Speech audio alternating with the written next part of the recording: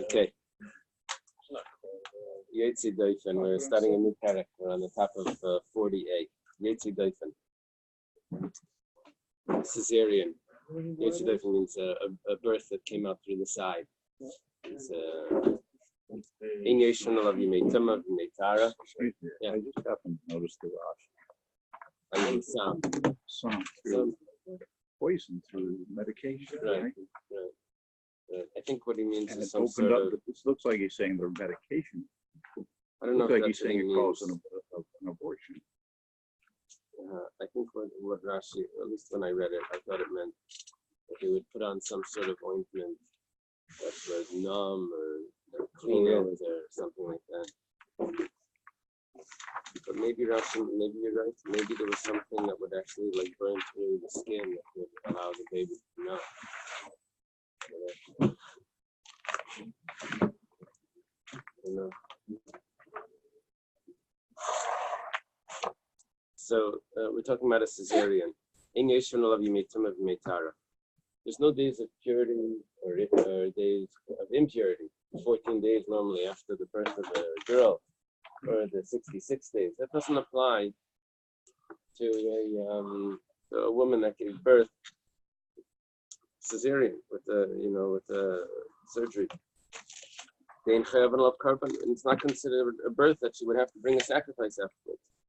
Reb Shimon Aimer, we've had this opinion before. Reb Shimon says no, that's a regular birth. That's all the halachas of a birth. We'll see in the Gemara what's the reason. And all women, the blood that they see makes them tamei even before it exits the body. It makes them tamei while it's in the outer chamber, it's called. In the private area, before it exits the body, they're already tamei. Once it leaves the uterus. Shnemar, the blood flows in their flesh and they're already tamei. Morning. Chaim, there's a Gemara here that I thought about this morning when we were learning it. So I hope you hear it. But if there's a Zav, that's a man, the opposite. Not a woman. Over here, the halacha is the opposite. Until they're only tummy once it ejects from the body. Not while it's inside. Let's say there's someone that's eating truma. The Higishin already feels that he's having an emission. So Eichus Ba'ama, we had this Gemara before. We had a whole question, how you allowed to be Eichus Ba'ama. He grabs his aver, his organ. He swallows the tumah because he's only tummy once it exits. And it's tummy even the smallest amount. If you look at a chardal, that's an example. Mishnah is an example for something very small, a mustard seed. But pachas mikain and even less than that. Okay. Amar Rabmani Bar Patish. Rabmani Bar Patish says, "My time, ayo derabanan."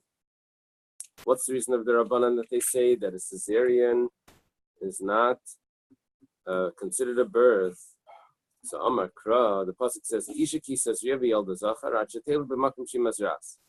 A woman that gives birth, he says Ria, or she conceives and gives birth to a male. So the Gemara says from this that she has to give birth in the same way that she conceived. But a cesarean is not considered a birth. Reb Shimon, what does Reb Shimon do with that pasuk? Reb Shimon says that a cesarean is a birth. Even if she only gave birth to something that's a fluid, that's similar to her conception, she's already tamei. Imay tmeya later. The mother is already tamei. Now the Rabbanan, it's very interesting. The Rabbanan say that if what comes out is just the placenta, and there is no fetus there, the Rabbanan say the house is tamei because we say that it was really there. We just lost it. We just don't know where it is. The whole house is tamei. Reb Shimon says that's not what we're talking about. Reb Shimon says the house is not tamei. It could be that the baby dissolved, and there is no fetus yet. But because that dissolved fluid is there, so she's tummy just from that dissolved fluid. So there's a machlekes Reb Shimon and the Rabbanan. If there's a birth but there's no fetus there, if the house is tummy. And that difference is if we say that there really is a fetus, we just didn't find it. Or according to Reb Shimon, we don't have to say there was a fetus at all. She's tummy, even if what comes out is Kensha's Ria, what made her conceive. If it's such a type of fluid that was really nothing there, it's just a fluid. But that such a fluid would not make the house tummy. Okay, for Reb Shimon, my time. But what's the reason for Reb Shimon? All we just did was we got rid of the reason for the Rabbanan. The Rabbanan had a reason why it's not a birth. He said it needs to be b'makom shehi mazras. It needs to be a natural birth for her to be tummy. The Reb Shimon said, nah, that teaches me something else. But what's Reb Shimon's reason that it is a birth? Amar Reish Lakish. Reish Lakish says, Amar Kra. We have a pasuk that says Eily. It says V'im nekeva Eily. If she gives birth to a female, and it could have just said V'im nekeva, because we were already talking before about the birth of a male. That if it's a nekeva, that Eily is extra. That tells me that that extra term birth is teaching me that even a cesarean is considered a birth for all halachic purposes. For Rabbanan, there was an extra word, Eily. What are the Rabbanan going to do with that? They hold the cesarean is not a birth. They say the Eily is teaching me that if someone is born, a fetus is born, and the gender is not determined because of whatever reason, so you also have to sit on that tumah and tara for stringency, whatever it is. Because it could have entered your mind to say zachar nekeva ksiv. The pasuk says a male and a female. Zachar v'adei nekeva v'adayis. That means it needs to be a definite gender. Not a tumtum androgynous, hermaphrodite, whatever. Kamash malan comes to tell us that you're tummy even for a tumtum and androgynous. So what the Rabbanan just did now is they took the pasuk that Reb Shimon has that proves that a cesarean is considered a birth, and they said we use it for something else. What about that new halacha that the Rabbanan just taught us, that a tumtum and androgynous?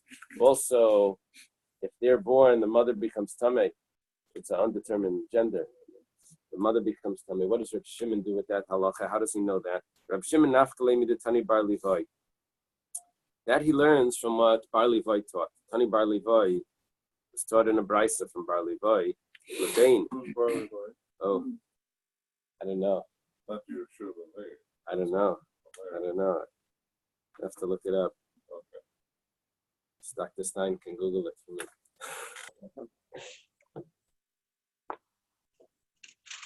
I don't know. I just ordered a Seder Adairis. And in there, he has things that I was never. I know about the Amarayim a bit, but in there, he has things that I totally not familiar with. It's like wild. I just mentioned it. I don't have a vessel, that's why I come in anytime. Oh no. Okay. So Tani Bar Levi, Lebain Mikol Makom, Labas Mikol Makom. It says Lebain or Labas. What's the pasuk over there?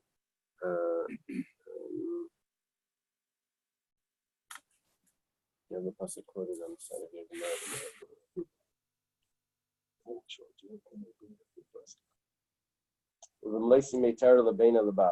At the end of the days of purity, she brings a korban. So Reb Shimon says, he uses that pasuk. It says Lebain. That means any sort of son. Labas, any sort of son. That would tell me that a tumtum and androgynous also have the same.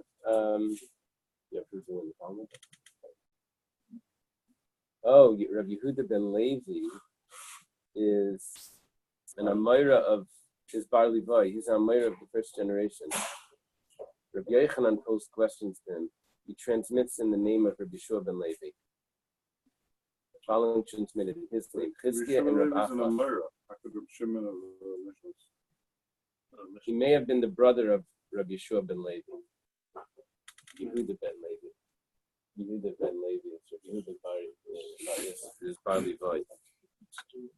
So it would be Levi's How Levi's does son. Reb Shimon think? Yeah.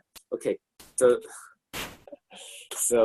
what this means is not that Reb Shimon is quoting Bar Levi. What it means is that we have a tradition that was passed down to us later on in the Nema from Bar Levi, but that tradition exists earlier as well. And Reb Shimon would be referring to that, would hold like that existed. It just no, that's it. That's okay. That's a common. Yeah, I don't have in my head the examples, but sometimes we have like. You say a Tana holds like a. He holds of what that tradition, because we know that was a tradition that came from earlier sources. There's many places where it says Bar Levoy. It says it's several places. Okay, so basically what happened here is that we have a machlokes between the Rabbanan and Reb Shimon, where we get tumtum and androgynous. The mother should be tamei. The Rabbanan use the word tailed, and Reb Shimon uses the word lebein labas. Any sort of son, even if it's not definitive. For Rabbanan, what do the Rabbanan do now with lebein labas? If there are several births. Rashi's example, she went to the mikveh after 14 days. She gets pregnant again. She has another offspring. Must be a miscarriage, because it would be very, very soon, within the 80 days. And she's going to bring a korban for the birth that she had. But meanwhile, she had a second birth. So you have to bring another korban for each birth. Reb Shimon, nafkale midatani tana kameda Reb Sheish zeisteres hayiledes. Actually, I don't know if that's really what Rashi is referring to, because I think if you look at the Rashi, lachayev al kol bein abein, she'im tov la'achar yudal l'nekeva. She went to the mikveh. The shimsher v'nisabra, the yolda. I don't know if there's a comma there. V'nisabra v'yolda la'achar shmeinim meviya shnei karbanas. Doesn't mean v'yolda la'achar shmeinim. It doesn't mean v'yolda la'achar shmeinim meviya shnei karbanas. When was the birth? Was the birth at the beginning? We'll see soon in the Gemara. The Gemara later will clarify this issue for us. I hope. Because you can't. You always have to wait till after 80 days. It's considered.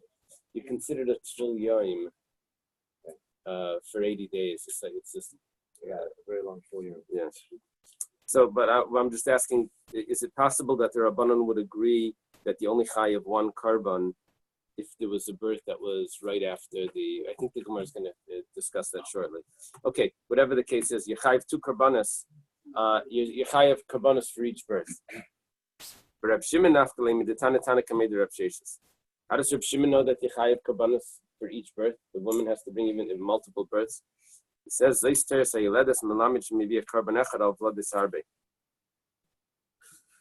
argues the opposite. He says you only have to bring one korban for multiple births. So that could be the final point where they argue. As we're going through, I'll summarize shortly what all the things are. Maybe Reb Shimon has this opinion that you can bring one korban for multiple births. Maybe you can also bring a korban, the woman that's giving birth, also for a ziva as well. A zava has to bring a korban. So maybe you can just bring one korban and let it cover everything. Ella yolda istach ladam. If that's the case, let's say a woman ate blood. The yolda, a woman that gave birth ate blood. The yolda, the yoleda istach lachelav, or she ate the forbidden fats. Chad korban tiskala. You're going to say that it's enough for her to bring one korban.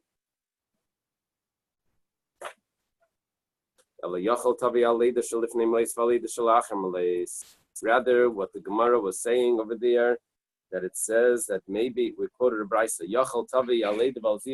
maybe she can bring one korban for two. What it really meant to say Is Yachal Tabi Alida Shalifni Meis Valida Shalachem Leis Kachas. Even Reb Shimon, that holds that you can bring one carbon. Maybe you can bring one carbon for a child that's born after the 80 days as well. She delayed her karbanas. Talmud Lemer says, no, one carbon for each. So they used the pasuk of Zeis Teiras Ayiledes that tells me that you bring a carbon for each. So interesting, because Zeis also told me that it's one carbon. For Rabbanan, the Rabbanan don't need the pasuk Zeis to tell me that there's one carbon because they hold that you bring two carbonas. The Afagav the Ksiv Zeis Itzchich Leben Alabas. Even though it says Zeis, which tells me, according to Reb Shimon, Zeis also meant two carbonas. Zeis Teres Hayiledes. How's Reb Shimon getting two halachas from the same phrase? Teres Hayiledes teaches me one. And the word Teres Hayiledes teaches me that you bring one carbon for multiple births. Zeis tells me that you have to bring a carbon for each. How do both work? So if it's multiple births within 80 days, then you bring one carbon. Or 40 for a male. Or 40 for a male, right? Making it easier. And then, but if it's after the 80 days or after the 40 days, then you have to bring more than one carbon. So the Zeis tells me one carbon per birth. Now, according to Reb Shimon, that's only after the 80 days. According to the Rabbanon, that you have to bring a carbon even within the 80 days. Why do they need the Zeis? They already said, Leben Labas tells me a carbon per each birth. The Gemara says, Itzchich Leben Labas. You need both. Salkadai could have entered your mind to say, Hani Mili Bitrei Buri. If she gets pregnant twice, the Rabbanon hold that you need to bring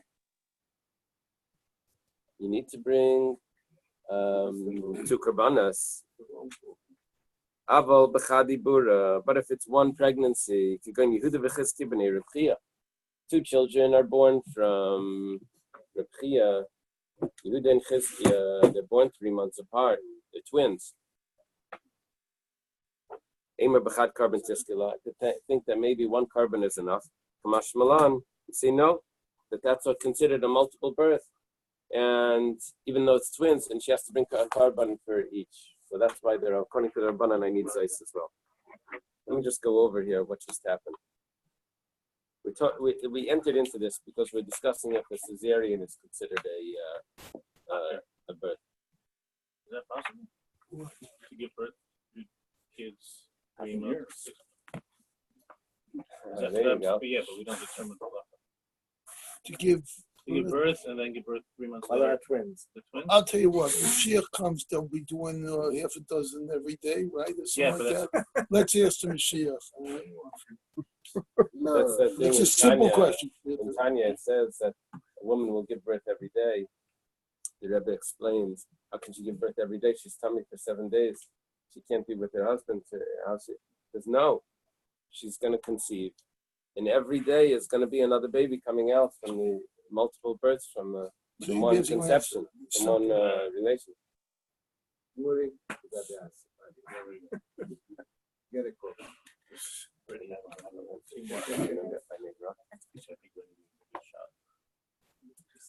Rabbi, just backing up, I was wondering whether when you kept on saying 80 days and your steam colleague to your right mentioned 40, can you really tell at 40 days if it was a Zachar in that situation? So I just looked it up. So actually, it says during the 3rd week, the sex of the fetus is determined.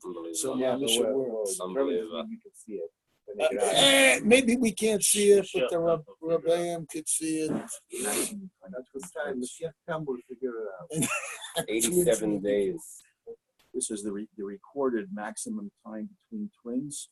A 33-year-old lady in Ireland gave birth to twin girls, who were 87 days apart, making them the twins with the longest interval between their births. So it's definitely Possible, doctor. Where you get you the Who degree? said it's not boy. possible? I said, I don't know the answer. No, when the doctor was taking the students, I was, Okay, let me just summarize. We're talking about the cesarean, and if the cesarean has all the halachic status of a regular birth, that the woman becomes tamei and has the times of. So we had a machlekes Rabbanan and Reb Shimon. If it has to be the Menachem shemas ras in this, she has to give birth the same place where she conceived, the same exit. The baby has to exit the same way she conceived. Reb Shimon says no, it's kenshes ria. That it means that that even if she gives birth to something that's like the conception, which means isn't even much of a fetus there, she's still tummy. And we had a machlekes regarding a tumtum and androgynous, if the mother has to bring the karbanos and if she's tummy and all of that. And we had a machlekes to Rabbanan and Reb Shimon if we learn from Teileid or we learn from Lebein Labas. The Rabbanan said they'll learn from Teileid and Reb Shimon learns Lebein Labas. Then we have a machlekes if you're chayiv a karban for each birth, where the Rabbanan say yes, and Reb Shimon says that you can use one karban for multiple births. That's how we. Says there's an unusual situation in the result of a rare medical complication called twin transfusion syndrome, in which blood flows unevenly between the twins who share one placenta. This causes one baby to become bloated with too much water while the other, well, anyway, it's talking about twins, but there's a bit long months between one and another, and they're identical twins. Yeah. It's a more common twin steal syndrome or whatever the name is, where one twin is larger than the other. They come out because one, is hogging all the food from the placenta. And that's not real. It's not real. Not real. Okay, Amar Rabbi Yochanan. Rabbi Yochanan said, "Meider Reb Shimon bekachim." This is the Gemara you're going to see. Rabbi Yochanan says that Reb Shimon will agree to kachim sheina kaddish. That such an animal that's born cesarean is not going to be a karban. It's only going to have kedushas damim. It's only going to have value, but it won't have kedushas aguf. We learned this. Yeah, we learned this. My time, what's the reason? Reb Shimon holds that a cesarean is a real birth. But for a karban, it's not going to be considered a real birth. He says, "Gamar leida mi bechar." He learns from a firstborn animal. Ma hasam peterechem, afkan peterechem. Just like by a firstborn animal, it has to be the opening of the womb.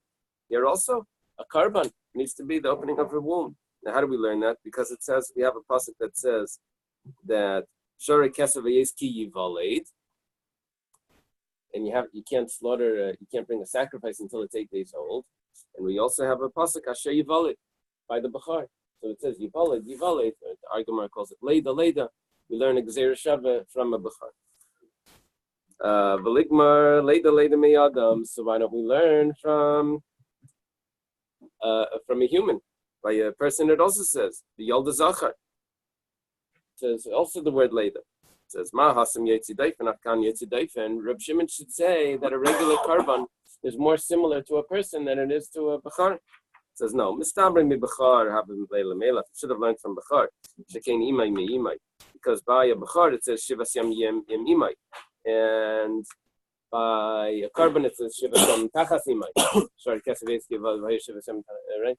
It should be, so it says imay. That term imay is his mother. So we're going to use a gzeira shava for a regular karban to a karban to a bachar that's a karban. It says adarabba mi adam avaleila mela. We should learn from a person shkein pashim mi pashim, because those are not firstborn.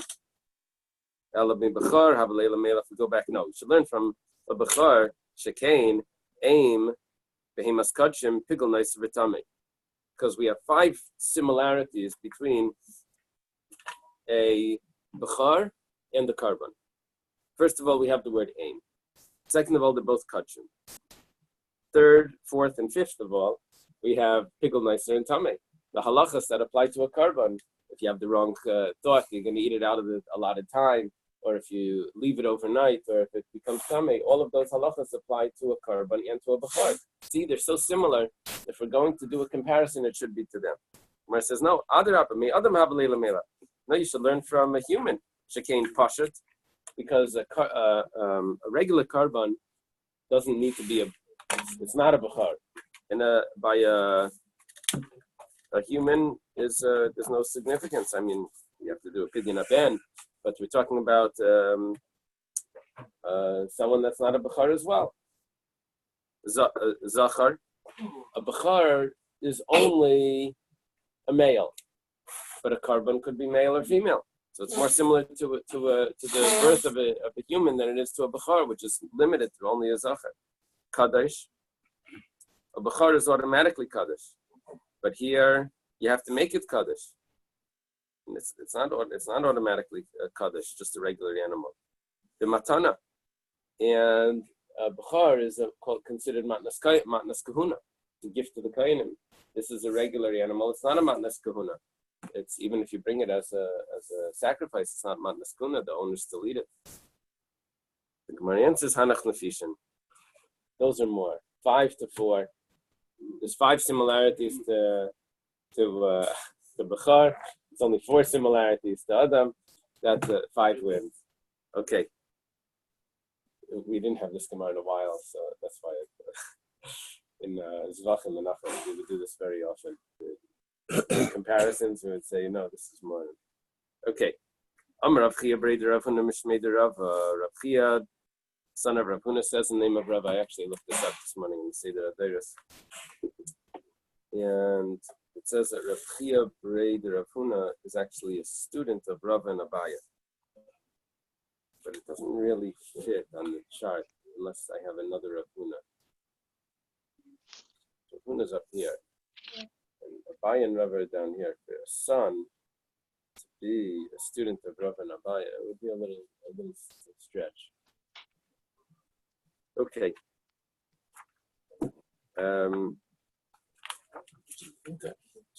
Sorry? Young guy this year.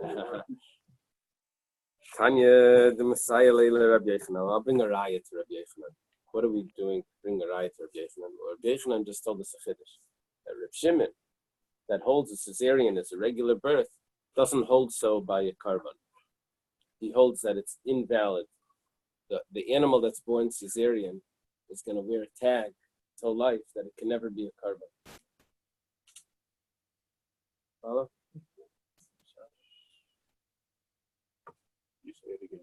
Yeah. That an animal that's born with a cesarean birth, right, is going to wear a tag its whole life that it can never be a karban. Not literally, but figuratively. No, literally. Or maybe. Here, you know, those tags. It can never be a karban. So, sometimes in the doctor's office, when you're going for a new thing, they ask the cesarean birth. I don't know what research they're going to use that for or whatever. Maybe one day they'll discover something. Okay. Oh, really? And what significance would that have? Trauma birth. They'll ask if you're born early. So do we have like categories? This cesareans and naturals, like different behaviors? Picture of a person's life from the beginning. It can determine. That's incredible. Okay. So apparently it's not eligible to be a karban. So Rav Chia Breder Rav Huna says the name of Rava Araya to Rabbi Yochanan's halacha. It goes like this. Rabbi Yehuda Aimer. It's all Rabbi Yochanan's halacha of Rab Shimon. That Rab Shimon wouldn't say the same thing. Rabbi Yehuda Aimer, the Bais goes like this. Rabbi Yehuda says, Zeister Sa'ila hi Eily. This is the law of the burnt offering. This is the burnt offering that goes on the altar. So, Harei Gimel Miyutim. When you said this, the burnt offering, this is the burnt offering, those are 3 exclusions. This, the burnt offering, and Ha'ayla, the burnt offering, Eily, this is the burnt offering. Those are 3 exclusions. prat, that's excluding. What we're doing here is if the sacrifice is offered and there's something wrong with it, so in many, many cases, if it's nevertheless brought on the altar, it's not removed from the altar. You leave it up there. Once it's put on it, you don't take it down. But we're going to have three exceptions here. And that is, l'nishchata b'layla, if it was slaughtered at night. V'shenishbach dama, if the blood was not caught, it just spilled on the ground. And v'shiatza dama chutz l'klam, if the blood left the area that it's allowed to be in, that it has to be in. If it left that area, went to outside that area, then the animal is brought off the altar, according to Rabbi Yehuda. She'im also teire. According to Rabbi Yehuda, if it's brought up on the altar, you bring it down. Rabbi Shimon says differently. Eily, Eily ala k'sheira. When it says Eily, I would only think a kosher Eily would go up and not in. Otherwise, it's brought down. How do I know that if it's slaughtered by night, if the blood spilt on the floor, or if the blood went outside the allotted area, the halon, or if the blood was left overnight, or if the flesh left the area, if it became tummy, what's left over? If it was slaughtered with intentions of pigel, that you're going to eat the meat or sprinkle the blood outside its allotted time, or you're going to sprinkle the blood in the wrong place. Or if people that were not kayanim were on daf mem, or if psulim, people that aren't kayanim caught the blood, and they sprinkled it, or it's a very long sentence, or what was put above the line, that was the line on the mizbeach, the middle line, the equator, the red line, and it was put above. It's supposed to be above. It was put below. Or what was below, meant to be below, that was put above. Or the blood was sprinkled inside, and it's supposed to be sprinkled on the outside altar. Or it was supposed to be inside, it was slaughtered outside. Or a korban pesach, or a korban chatas, which is slaughtered for the wrong intention. Those are two korbanos that if they're slaughtered for the wrong sacrifice, that they're pasul. Most korbanos that are slaughtered for the wrong sacrifice are kosher. These are two that are pasul. Minayin, how do you know that it stays up on the altar? Talmud Laimar, Zeis teres eila, riba, terachas l'chalayla, shemala la'yerdu. Zeis teres eila is an inclusion that tells me that all of these cases stay on the altar and they're not brought off the altar even though they're pasul. Now, Rashi, except for the few we mentioned. No. Rashi says that Rabbi Yehuda's opinion was except for those few that we mentioned. Rabbi Shimon even includes those few and says they all stay up. Well, that's why Rabbi Yehuda only mentioned the few because he wants to tell you that the rest of them do stay up. He agrees with Rabbi Shimon that they're put on the altar. You don't remove them off. But Rabbi Yehuda has his select few, his three, that you remove anyway. See, I was going to use Rabbi Yehuda as to recall why, if you, let's say, when you call someone up to Torah, and you call him for Cohen, you accidentally call Yisrael, but calling him, or you call Cohen for a Shlishi, and this, that. Right, that so he stays there. No, we stay there or we don't see. Usually you'll have him stand there, and the Kayan will come up and say the bracha, or something like that. Happened Shabbos, we call the wrong Ketzel, right? No, but if you call Cohen, if you call Was it the Kayan or Levi? Or? No, father-in-law is the if you call Israel, the Cohen come, the Cohen go take over. If you call a Israel, yeah. Cohen come, the Kayan, right? And he would leave the Israel there, and he'll say the brachas on the later Aliyah. Usually that's what they'll do. But that just looks analogous to.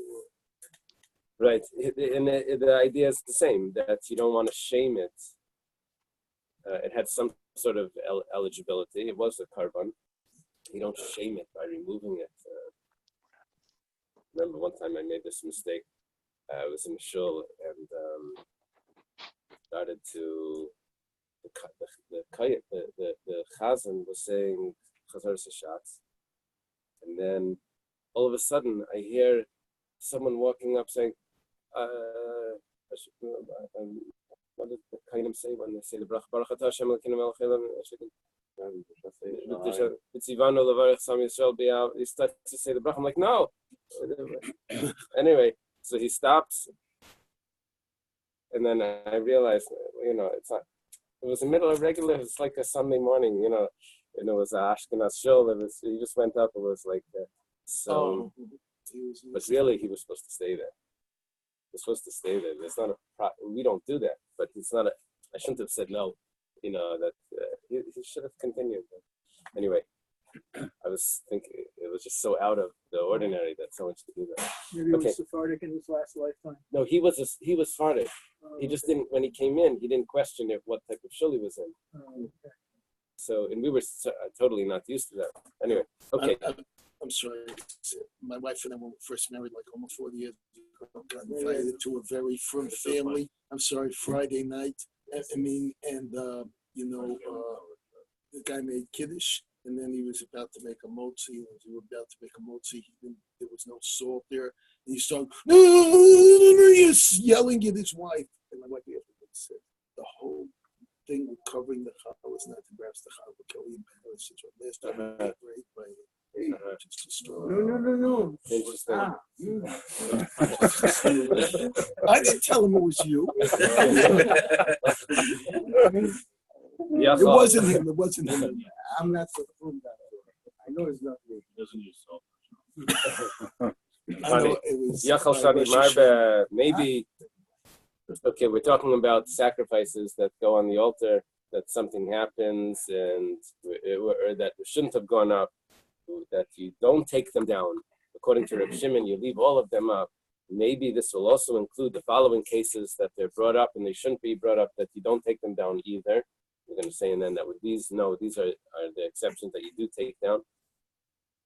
So, Yachal Shani Marbe, Sereveya, Vanirva, animals that are involved in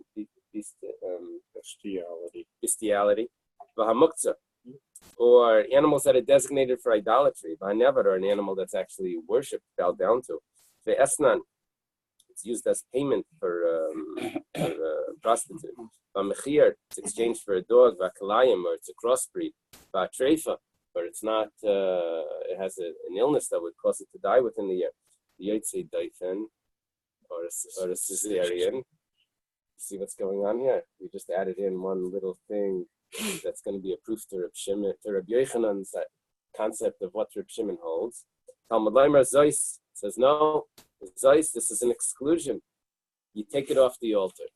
That means that even though Rabbi Shimon, whose opinion is this? This is Rabbi Shimon. This whole statement is even though Rabbi Shimon says that a cesarean is considered regular birth, when it comes to a sacrifice, you take it off the altar. So we finish the Bais. But why are you saying that all of those things, the pigel nicer tummy, all of those things, you say you leave them up, but this Revei and Nirva and all of these and the cesarean, you take them down? Once it includes and it excludes Amrit, you say, I will include the ones that were actually eligible to be sacrifices, but just had something later that got messed up. These did not have a psul in the Azara. These had a psul before they made it to the Azara. They already had a problem. Talking about the Esnan, the Mechir, the Kalayim, the Shrefa, we're assuming that those were all problems before it made it into the Azara, and that's why those are not eligible to go up. They were never supposed to be there. They made it there, and then you bring them up, those you take them down. Nevertheless, it was taught Yetzi Daifen Belai, that a Yetzi Daifen is taken down. My love, Yetzi Daifen the Kachin. It was a Yetzi Daifen. It was born, and we're not talking about a Bachar, we're talking about a regular sacrifice. See, I could have just learned that the whole story is a Bachar. It's a Bachar. My love, is it not? And it's going to be a proof. Ravuna Breder of Nasan Lai. Ravuna Breder of Nasan says, no, you don't have a proof for that. It's a day from the Bachar. it's really a Yetzi Daifen of a Bechar, which is not eligible to be a Bechar, and you're bringing it up on the altar, and that you take down. But nowhere does it say that a regular sacrifice is not eligible if it's a Yetzi Daifen, according to Reb Shimon. The Gemara says, 1 second. You're going to learn from Zois that it's not eligible. Bechar mi peterechem nafka. That I have clear psukim that make it not eligible. Elamai the kachim. What are you going to say? That if we're talking about a regular carbon, mi ime nafka. That we learned to go back a few minutes ago. We learned to Gzeira Shava imai that by Bechar it's a limit from Bechar itself. Bechar it says Shivas Yam Yem imai and Tachas imai, and by a regular carbon it says Yem imai. So we learned the Gzeira Shava that the same halachas of a carbon of a Bechar apply to the carbon. Imai. This is 1 second. This is what are we discussing? If we're talking about a regular sacrifice, that's why we'll have 2 psukim, Zais and Imai.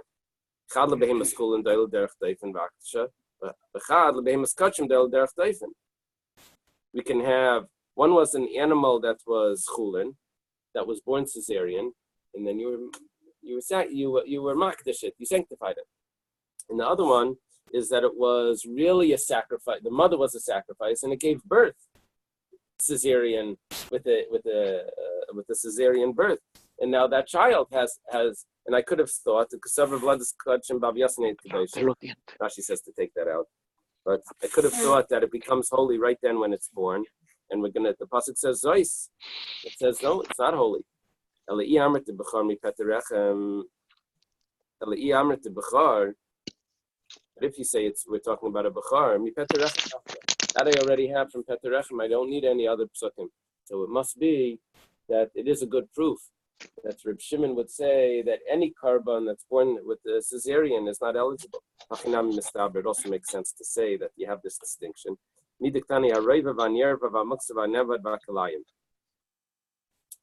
have to say that there's 2 categories.